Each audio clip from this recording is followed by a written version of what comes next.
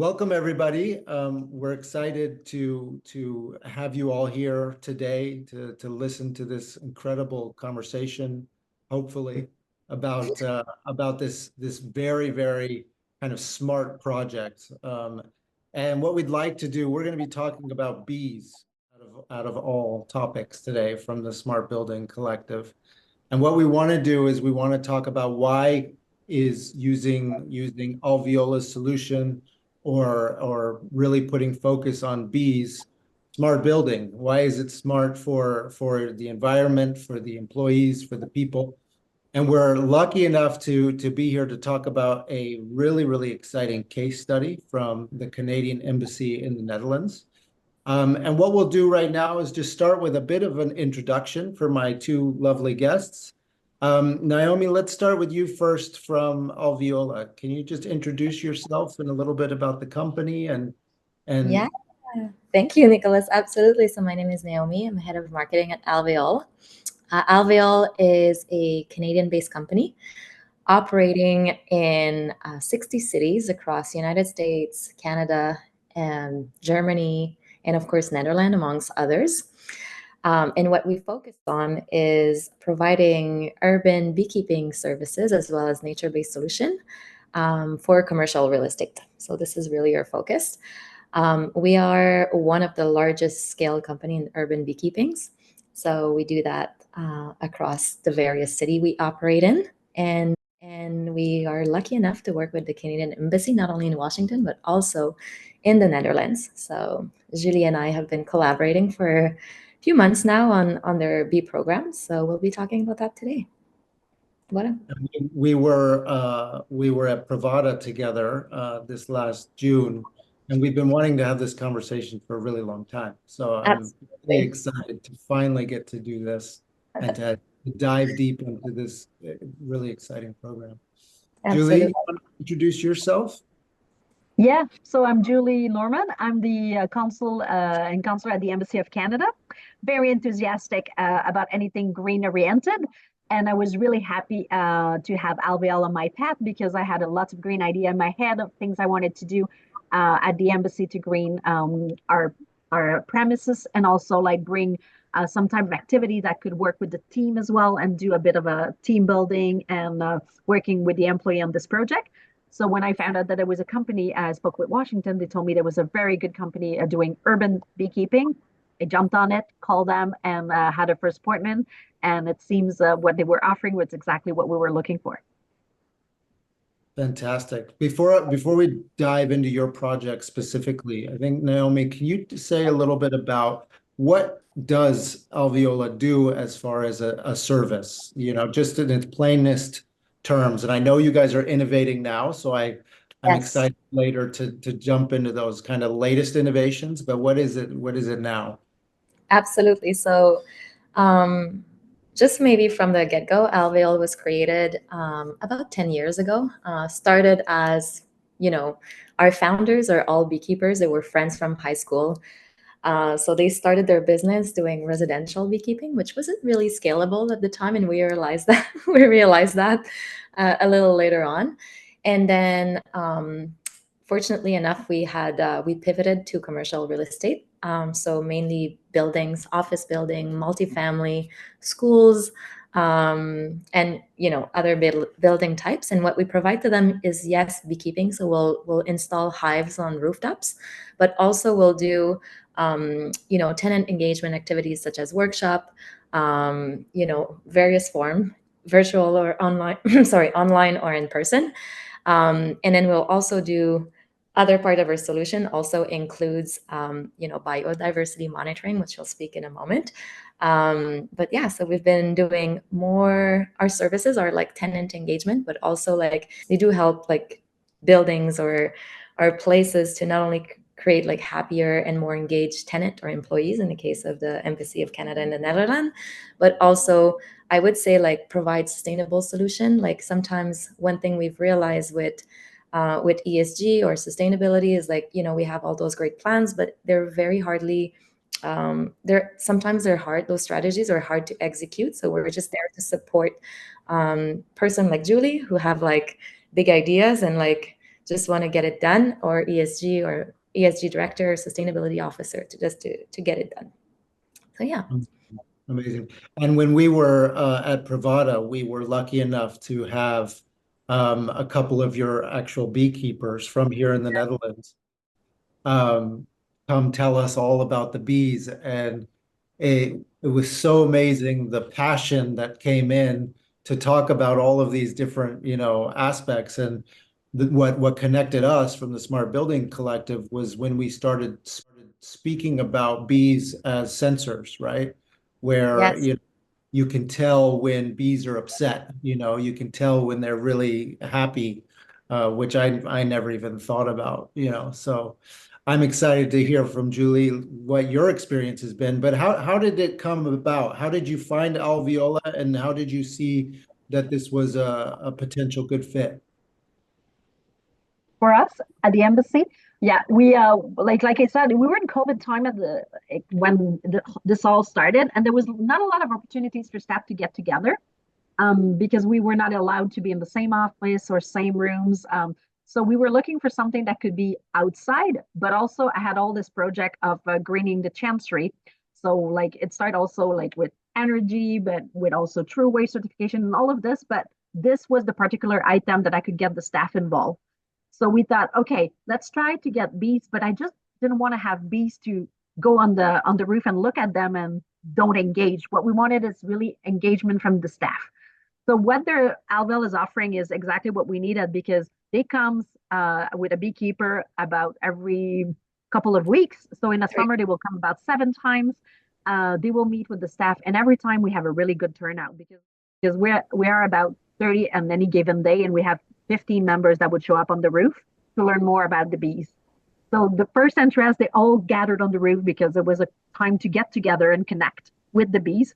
They've soon become actually part of the family. People were talking in the corridor about the bees, and we did a competition to name our queen, which was Queen Beatrix, because of the Netherlands.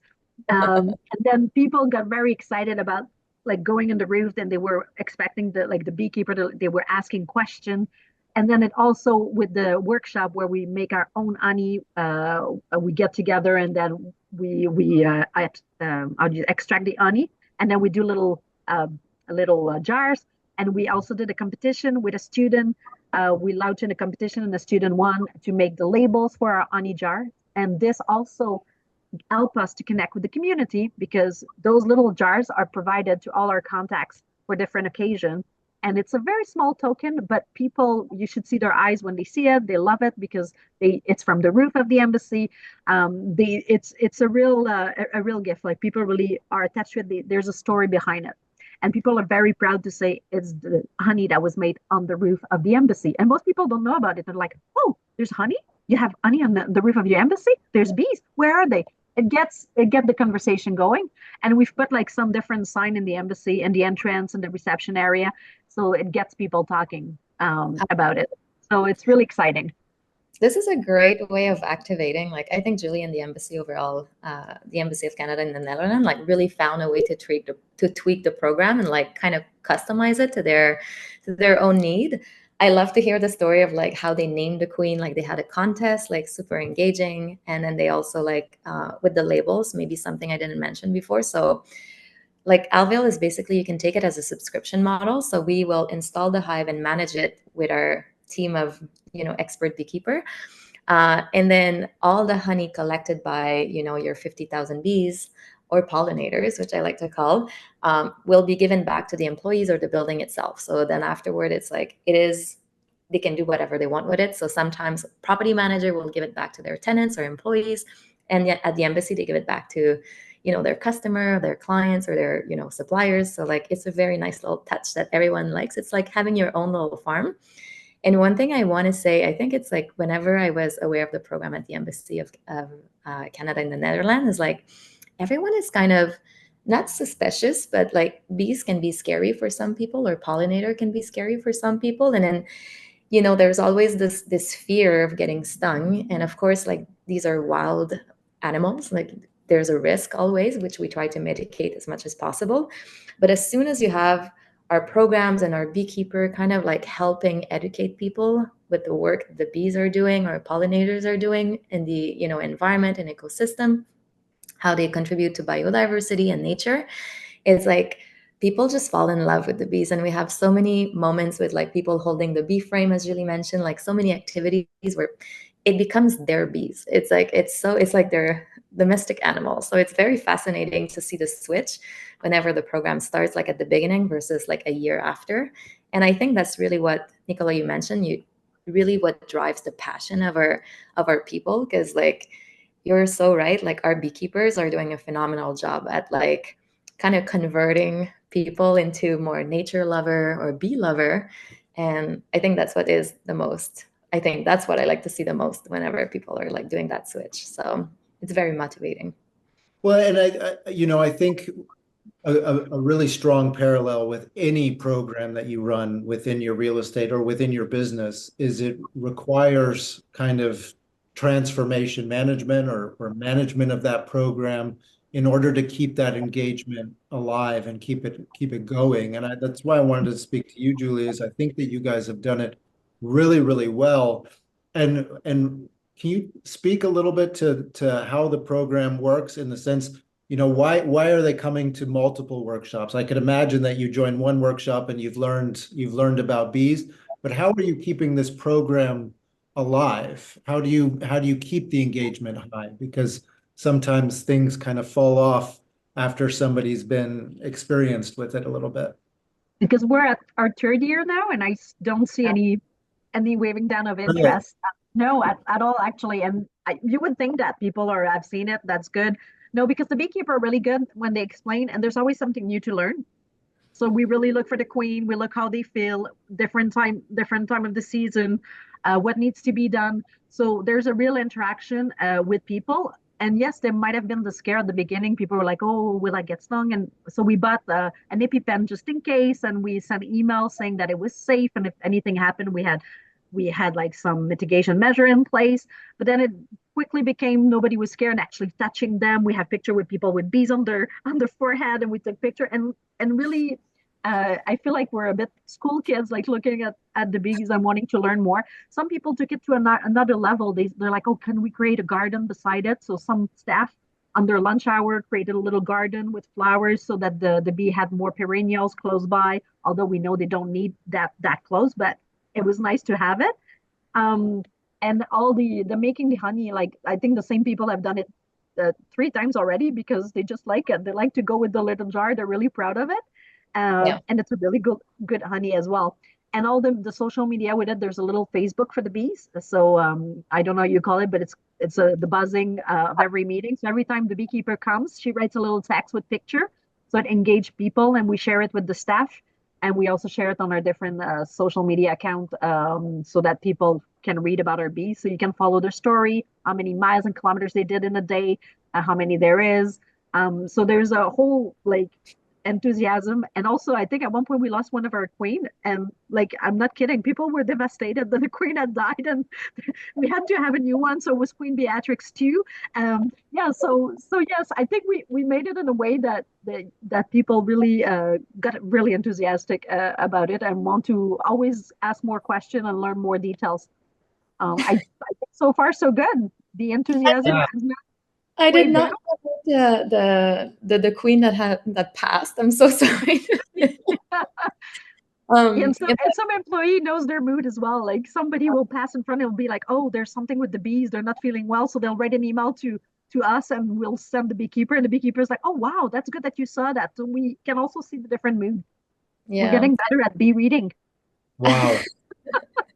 They're fascinating animals, and I want to say it's first of all the bees that are on our rooftops, like they're a special breed that are very, I'm gonna say, like inclined to being domesticated. So they're super, like they're an Italian breed, very soft, very kind. I'm gonna say, like they're not some bees can be very much more wilder and a bit more aggressive, I'm gonna say. So the ones we're using, of course, with our clients have to be, without saying domesticated, but they have to be soft and kind. And so like they're very cute. They're like, I'm not gonna say, they're almost naive, like they fly around and they will look for like human skin to get warm. So like they're super cute. And as you said, Julie, like one of the things that's fascinating is that we have this platform. It looks like Facebook. It's called My Hive, and then like we can follow like the beekeeper coming in, the picture taken, like the workshop being announced, so on and so forth. So it's a very nice platform for clients to use whenever they want to do social awareness or education and so on and so forth. So. I mean, I get it, right? So we spent 3 days with you all at Pravada this year, and I dove into the details with your founders and with various beekeepers and various clients. And the knowledge indeed just goes deeper and deeper and deeper. I mean, you could spend your whole life doing this and still learn new things. Yeah. And one of the things that was so interesting from the workshops that we did was that the honey is very, very local, right? That it has everything to do with the perennials that are in your. Absolutely.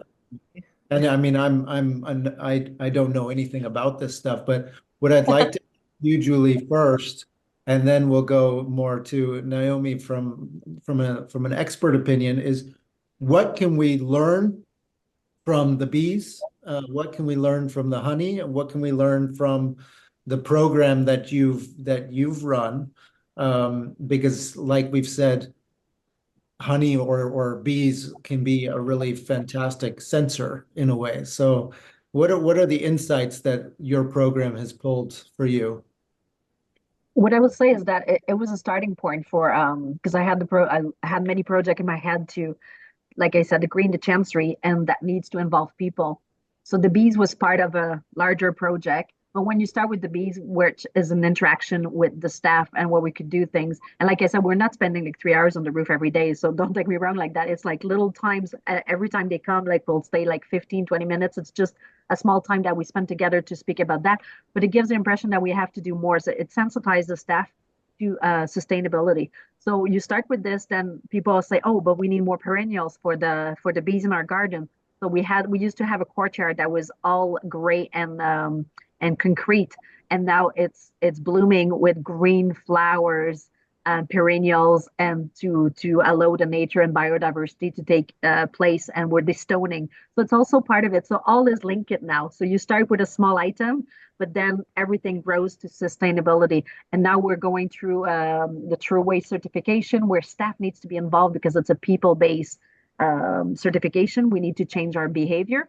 So you see, it all has a sense Yeah. because you start with something, but then it grows into a bigger. And now people are really involved, like I say, and on sustainability issue, and they want to do more, and they're sensitized, and their behavior is changing on about everything and how to throw things, be more careful, have more perennial, have better diversity, destone the building. So it's all connected.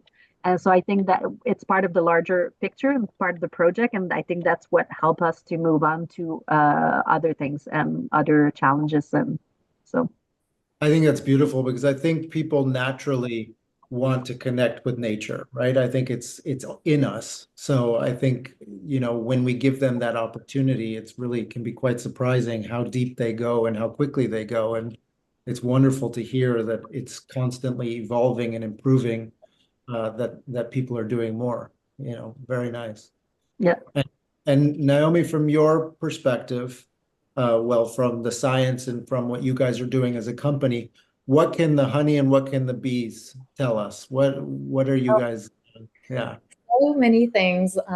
We briefly touched on honey extraction and honey making. Like, so the bees, of course, will be responsible for producing honey. And, a few things like just top of mind is like how depending on the flowers being pollinated, the environment they're in, like even from building to building in the Netherlands or in Canada or everywhere in the world, basically, like the honey will taste very different from one place to another. So we do sometimes those events in local cities where we have honey tasting, and then we take honey from different buildings, and they have different colors, different smells, they taste very different.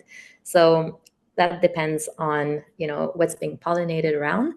And I remember I was speaking with one of our beekeeper experts here, and he calls the bees flying mops because they do, with the amount of flying they're going to do around, which will vary depending if it's a wild bees or it's a honeybees. The distance will differ, but they do collect a lot of different things on their little skin, I'm going to say, or like the little hair, because they have little hair. So like pollen, water, air quality. So like there's a lot of different things you can measure or you can extract. And as soon as they get into the hive, now we take samples of what's being contained in the hive to measure, let's say, like pesticide being used, because bees will collect various amount of I don't want to say toxin, but different element in the air. And then now, as I was telling you, Nicholas, just before this call or this webinar or this meetings, we launched a product over the summer, which helps buildings measure pesticide, basically. So we'll take samples, we'll implement a device within the hive. So when the bee flies in or walk in, what's being collected by the pollinator will be on that strip, and then we send that to a lab, and then we can tell a building, hey, like we've realized that within your local environment there's this and that, and then we'll provide recommendation on what you can do to, let's say, like not prevent, but like safe alternative for people within a building regarding pesticides. So that's very interesting, and it's becoming more and more. Now I'm kind of switching the topic. The bees is wonderful for tenant engagement or employee engagement and retention and satisfaction at work, and kind of gives them a sense of purpose because they connect to nature, as you mentioned. But also in the business scheme of thing, our programs kind of align with TNFD and now like green building certifications. So like, as you may be aware of, like there's different green building certification that will that you can apply to, for instance, and then B program will be giving you points for those because they do connect people to nature, but also they support nature and biodiversity, so on and so forth. So yeah, these are the great things that we can help and leverage. And yeah, not to say too much right now, because I know we're going to jump into what's next for Alveole and where we're heading. But collecting biodiversity data has always been a challenge for the industry, especially now that we're trying to measure it. Now that companies, oops, sorry about that. Now that companies will have to report on that, it's becoming more and more interesting and important. So so we're working towards collecting. Exactly.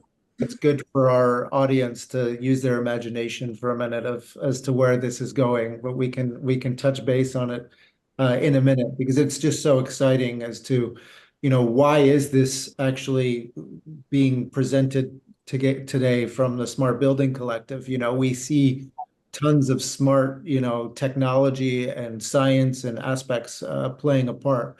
But Julie, before we go into, the technology and what the functionality of all this is, in order for this to be done in a meaningful way, it takes community, right? And I think, Naomi, to your pesticide discussion, if you identify all kinds of pesticides in your kilometers radius of your building, it doesn't mean you have necessarily all the influence on those pesticides, because there's a lot of different companies and people involved. And what we see from a smart building perspective is that we see these buildings becoming more and more part of the city, part of the community, part of the 15-minute, commute that everybody's kind of aiming for or hoping for. Naomi, is your program creating a buzz in the community around you, especially from the consulate? I imagine you deal with other consulates, you deal with other organizations close to you. Is it spreading? Do you feel it happening? Yeah, because well, it's a good question, because we created the International Greening Network. It brings together international organizations and embassies. So it just started in February, and we're now part of the climate deal of the city of The Hague, because The Hague is one of the 100 cities that wants to be climate neutral by 2030. And The Hague has a lot of expats and international community. So we reached out to them and we said, we can help you attain your goal. So we are now part of the deal. We're trying to convince more embassies and international organizations to join. We just created our visual identity. We're doing the official launch on the 25th of September, the day of the SDG, where we'll raise the flag and bike together and get our visual launched. And then we'll try to get everybody on board. And what we do is that during meetings, we meet in different occasions. We share our best practice because we're all embassies. We're not engineer. We're not expert. Like we haven't done studies in that one. We're there to manage embassies or doing diplomatic relation or trades. But we all have the same sense that in our local community, if we can help achieve the goal, let's try to do our best. So we're exchanging idea about destoning, about energy, about biking more, using less vehicle, being more friendly with the environment. And we think that together we will make a change in our environmental footprint. So the city of The Hague and us are partnering and trying to do different also training. So we did the big zero waste training, also food waste, how to make sure that embassy and international organization, when they do event, they think about that. So we're trying to sensitize the whole international community to become a better citizen in that sense, and trying to green their different properties in The Hague. So because we're embassy and we all work with our HQ, we cannot say, oh yeah, in 1 year we'll have 20% less of this or this. But I think still what we try to do is working because we see now the movement is like things are moving. We see more interest from other embassy. People now are talking about what they do on the green front, which is not necessarily something you would have said a few years back. So now it's like, oh, we have bees too. Oh, did I tell you that we are destoning our so it's becoming a subject of conversations, which I see it as a movement in the right direction. So it is a very active movement in The Hague because also the city is working toward this goal and providing support. And I think it can only grow. I don't see it as being diminished, but I think it will grow in the future. So I think it's pretty positive. I love it. And congratulations. I think that's such a milestone to bring those people together to do this. And what gives me such a sense of encouragement with it is that it's the governmental organizations that are getting together, and the governmental organizations create policy, and that policy can then kind of spread, which I think is really, really encouraging. So thank you for your service in that area for sure. But Naomi, I think Julie is the perfect champion. Like, so she's been for us like such great support, but also like, as you mentioned, Nicholas, like spreading the buzz. Like she has been, with all the work that she's been doing, not only with the bee program. And I think like, having pollinators is one thing, but, like continuous step towards sustainability is something else. And I think Julie, like congrats and hands down to you and your team for just like finding new ways and innovative ways of getting those initiatives kind of going and rolling. So it's very encouraging, like. Yeah, in the Smart Building Collective, what we see is that we have different kind of cohorts of asset class, right? Like universities, their motivation is completely different than governmental organizations and office spaces and co-working spaces and hospitals, Every asset class has its own kind of motivation and their own goals and their own ways of thinking about all this stuff. Mm-hmm. How do you see that in your work, Naomi, of the different kind of asset classes? And what's the message to each one about, what's the value of this and how can they maximize its potential in a way? That's a great question. And I think, like first coming into this webinar with like, I'm not going to say it's rare that we work with embassy, but it's normally not an asset class, like to mention what you're saying that we work a lot with, or is like one of the most popular at Alveole. Like we'll work with, as I mentioned, like office building because they're trying to, real estate world, like they're trying to retain or attract new tenants. And like those new tenants are like, they have their own ESG policy and own ESG like or sustainability practices that they want to see in a building they're moving in. We're working also right now with post-COVID area, like post-COVID, people are there's a lot of more. We're seeing this in Canada and the States. Like building manager will feel pressure to create workspace and environment where tenants are coming back to the office. There's like this return to office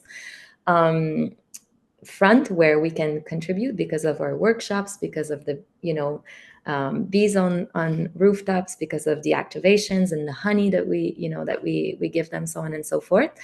So that's more like for office, for university, or schools, let's say. So again, it's going to be about engagement. It's going to be about research also. So as you mentioned, like my little, which I will say with all the love, like my little flying mops, like they gather so much information and data. So it's like super interesting for a researcher to like feel the environment or like study it further. For industrial, so industrial property, most of the time it's about creating connection with the community and supporting the community because of the footprint, because of the heat they're going to generate. So like bee programs or having hive will just kind of it's one step in the direction of biodiversity and supporting nature, basically. But the messaging is quite different. Either you talk to an office manager, like a property manager of an office building versus multifamily versus industrial. So I think at the end of the day, Alveole is also, we try to be a sustainable business and like a viable one also. So we just adapt our service offer to the different need of our different client. That's all. So yeah. And Julie, what is next for you in your program? You've got this huge initiative of bringing everyone, but how are you going to drive your own program forward, and what's next? Well, next is the International Greening Network. We really want to grow. So after that launching event on the 25th, where we'll be associated with the city of The Hague, we're hoping to communicate newsletter also on our social media platform of difference to try to grow the movement, get more embassies and international organizations involved. And we think that more we speak about it, more there will be impact. We see even like now that at the meeting of ambassadors, like they will be talking about it. So it will be more a subject of discussion, which is already a great win in this type of setup to just speak about it. And also at the embassy itself, like I was mentioning, we're working towards getting the True Waste certification. We'll be the first embassy worldwide to get it. And not only the first embassy of Canada, but the first embassy worldwide. And this is really a people-based certification because you need everybody's involved because it's about change of behavior. We need to make sure that whatever comes out is needs to go, like whatever comes in needs to go out. So we need to be really sensitive of what we buy, how we buy it. Should we reuse? Should we recycle? Should we not buy? Should we? So we have to ask those questions, and it's not necessarily something you will think staff will be doing on a normal basis. So we need to educate. We do a lot of training. We just did a little video for onboarding staff to explain what we do. We'll do it for the public as well because it starts as soon as public comes in. So we will need to engage a lot with the community on this because everybody that will come to the embassy will need to be aware that we're through waste and that we try to do as less possible waste. So that's a huge step coming up. So we hope it's going to succeed, but I think people are very enthusiastic and that we're the place to do it. It's here because of the enthusiasm. So wonderful. Yeah. I'm kind of curious, Julie, about this program they're going to be launching or this initiative. Will everyone be able to join, or is it like a closed group, or like how do you foresee this, or how's this going to be kind of? Well, as long as they are embassies or international organization and willing to support. Again, we won't have like marks like 20% reduction, all this, because no embassy could do that without a whole bunch of policy and agreement that becomes more complicated. But to be able to just change little thing in their day-to-day work, maybe going to meeting by bike, maybe doing reception in a more green way, sending the invitation by email instead of on papers, trying to distone their area and make it more green, all little things that will make a difference at the end.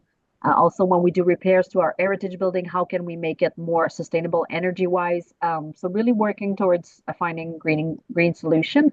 Maybe some people didn't think of it. They're like, oh yeah, if we were just doing this, it will make a big difference. So it's really to exchange our best practice and ensure people do it. Yeah. That's great.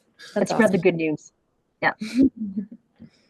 And I think that brings me to my kind of, where are we going, Naomi? Because I think, the whole market, when it comes to real estate, everyone is focused on CSRD, EU taxonomy, all of these legislative directives and reporting standards that are coming for sustainability. Can you speak a little bit to what you guys are cooking and where you guys are going with that, because I think that's one of the most exciting kind of fringe smart building aspects that we think are so important to plug in and real estate to think about these things differently in a way. Absolutely, absolutely. So, I briefly mentioned earlier regarding not new policy, but like there has been, there's in within the world that we operate in. There was a recent study, or like TNFD came up with a report that the built environment is responsible for 30% of the biodiversity loss.